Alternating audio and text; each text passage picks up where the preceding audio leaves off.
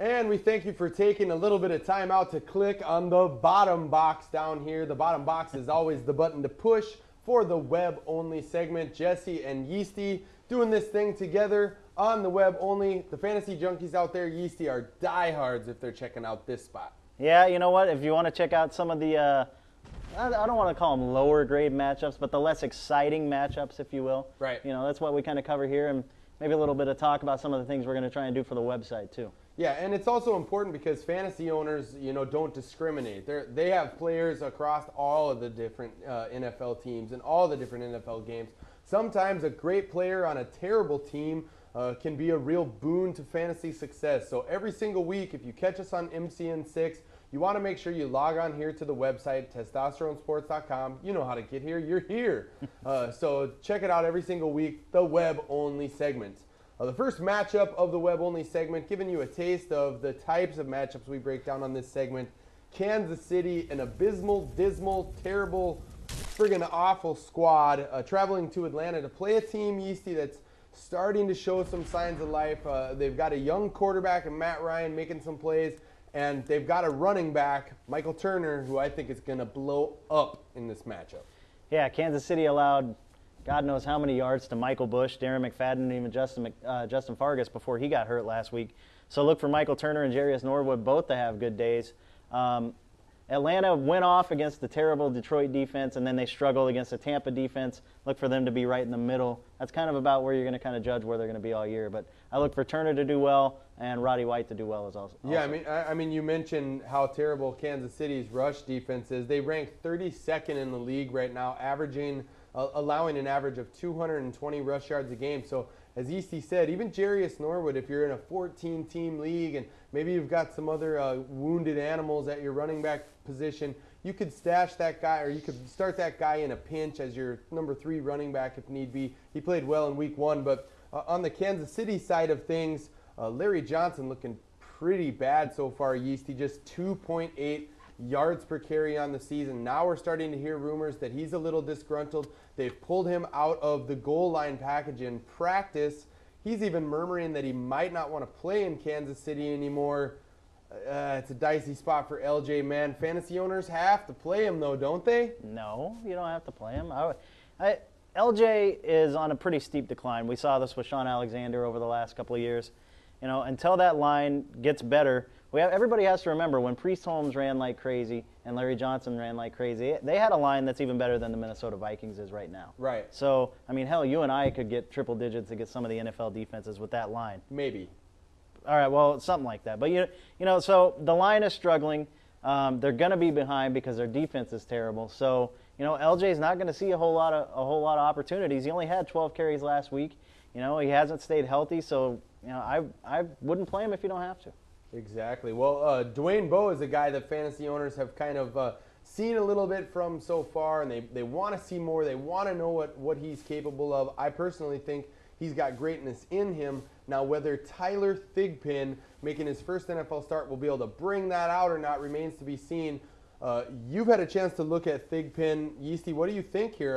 Are they making the right move starting Thigpen over Damon Huard? I don't know why they didn't start Damon Huard or why they don't keep Damon Huard in the lineup. We saw Thigpen last year. He was actually with the Vikings last year. So against the Rams in the preseason, you know what? He could actually be the best quarterback on this roster right now if he was in Minnesota. Yep. But, he was the best quarterback on the field that game that we saw in the preseason last year. So obviously these talent scouts and everybody see something in Tyler Thigpen. I'm not saying go out and grab him. But Dwayne Bowe still had a decent day last week. They're just not going to get in the end zone very often. So Tony Gonzalez should be the recipient of a lot of check down passes because a tight end is a young quarterback's best friend. Well, there's a points bonanza about to happen, in my opinion, out in San Francisco this weekend as 2 defensively inept squads, the Detroit Lions, will face and square off with the San Francisco 49ers. Yeasty, you're wearing the Lions jersey. Right. Calvin Johnson was a beast last week. He's going to torch San Fran, don't you think? I think he's going to be the best receiver as far as the Detroit Lions go. I don't look for them to put up huge numbers because they're terrible on the road and they're even more terrible outdoors. So I don't know why I'm on the outdoors kick and everything over the first couple of weeks. It just seems like a trend that's starting to happen. But Roy Williams and Calvin Johnson, they're definitely must-starts. John Kitna, if he's your quarterback, you still have to start him. San Francisco defense is still pretty good. They held the Arizona Cardinals in check somewhat. Check on Patrick Willis, see how he's doing with the leg injury. But, yeah, you got to start Calvin Johnson, and the guy is going to be a top 5 wide receiver very soon. I mean, San Francisco's allowing 26.5 points a game, so they're allowing points through the air. All these guys are in play. But on the flip side, Detroit's allowing 41 points a game, worst in the NFL. A terrible start for the Lions, and Rod Marinelli was brought in as a defensive genius. Oh, that's just brutal. The 49ers have some hope now. I mean, they got a win last week on the road in Seattle, a game that I picked, by the way. And Mike Martz, this pass-happy offense, JT O'Sullivan becomes the first quarterback in almost 4 years to pass for 300 yards in a single game.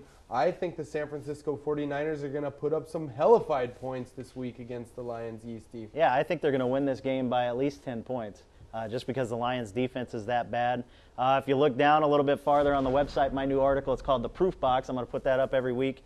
I'm doing a little thing with a little play off the Yeasty thing where I've got my poppin' fresh players and my stale players.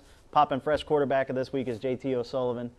He's going to put up some serious numbers for you. So if you have Tom Brady and you reloaded with Matt Castle, you need a quarterback. Go with JT O'Sullivan, and he's going to get you some points this week by default. Almost. A sneaky play here for fantasy owners is going to be Bryant Johnson. The Detroit defense can't stop any wide receivers. Amani Toomer caught a touchdown last weekend. Johnson caught a touchdown in his game. So, if you're in a bind, like Easty's saying, some of these players in the San Fran passing game could be faring fairly well. Not Vernon Davis, though. Not Vernon Davis. Screw that guy. Cleveland at Baltimore next on the list. Yeasty, Cleveland looking brutal so far in the season. I know they're your favorite squad, but you kind of saw this coming, man. I mean, they've been slow out of the gate, and their supposed best player, their wide receiver, Braylon Edwards, just can't hold on to the ball. He's been frustrated, and on offense they look bad. On defense they look almost worse. Yeah. Now they got to roll into Baltimore. How's this offense going to get going against a pretty tough D? There's two things that are going to help this offense get going. Number one, put Brady Quinn in the lineup. Number two, surgically reattach Braylon Edwards' hands because he doesn't have any. He can't catch a ball. So, Cleveland was like the Jets were a couple of years ago when they went 10-6 and made a run towards the playoffs, and then they were who they were last year, which I believe was 4-12. Right. I predicted Cleveland would be 6-10. I'm going to lower that if they don't turn things around. I mean, Romeo Crennel is an idiot. So I mean, it's just they're not a good ball club. Yeah. Jamal Lewis is old.